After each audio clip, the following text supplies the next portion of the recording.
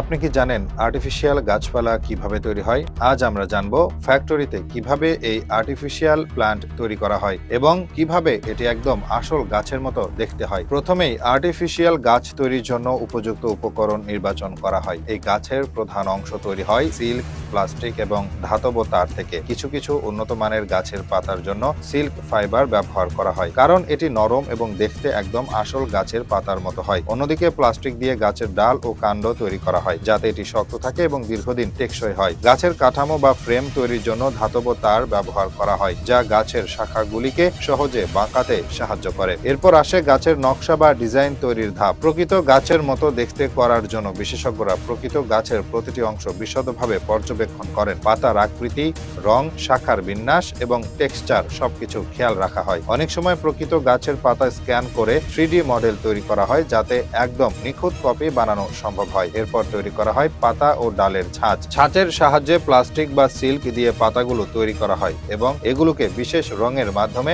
বাস্তবসম্মত লুক দেওয়া হয়। অনেক সময় গাছের শাখাগুলোকে আরো স্বাভাবিক দেখানোর জন্য পাতার প্রান্তে হালকা ছোপ ছোপ রং ব্যবহার করা হয়, যা প্রকৃত গাছের মতো দেখায়। যখন গাছের কাঠামো তৈরি হয়ে যায়, তখন শুরু হয় গাছের সমাবেশ বা অ্যাসেম্বলি প্রসেস। প্রতিটি শাখা, পাতা এবং ফুল আলাদা আলাদা তৈরি করা হয় এবং তারপর দক্ষ কারিগররা এগুলোকে মূল কাঠামোর সঙ্গে সংযুক্ত করেন। এ সময় ধাতব তার ব্যবহার করে শাখাগুলোকে এমনভাবে বাঁকানো হয় যাতে এগুলো দেখতে স্বাভাবিক গাছের মতোই হয়। কিছু উন্নত মানের কৃত্রিম গাছে বিশেষ ধরনের পাউডার বা স্প্রে ব্যবহার করা হয়, যা গাছের গায়ে আসল গাছের স্পর্শের অনুভূতি তৈরি করে। এরপর আসে ফাইনাল টাচ ও পরীক্ষা। প্রতিটি গাছ পরীক্ষা করা হয় যাতে কোথাও কোনো ত্রুটি না থাকে এবং দেখতে একদম আসল গাছের মতো হয়। এর রং ঠিক আছে কিনা, পাতাগুলো ঠিক মতো বসানো হয়েছে কিনা, ডালপালা সঠিকভাবে বসেছে কিনা, এসব খুঁটিনাটি বিষয়গুলো ভালোভাবে চেক করা হয়। সবশেষে গাছগুলো সজ্জা বা ডেকোরেশন সম্পন্ন করা হয়। কিছু গাছের শিকড় বা গোড়ার অংশে সুন্দর পট বা কৃত্রিম মাটি যোগ করা হয়, যাতে এটি একদম বাস্তব গাছের মতো দেখায়। এরপর এগুলো প্যাকেজিং করে বাজারে পাঠানো হয়, যেখানে মানুষ এটি কিনে তাদের ঘর, অফিস বা রেস্টুরেন্ট সাজানোর জন্য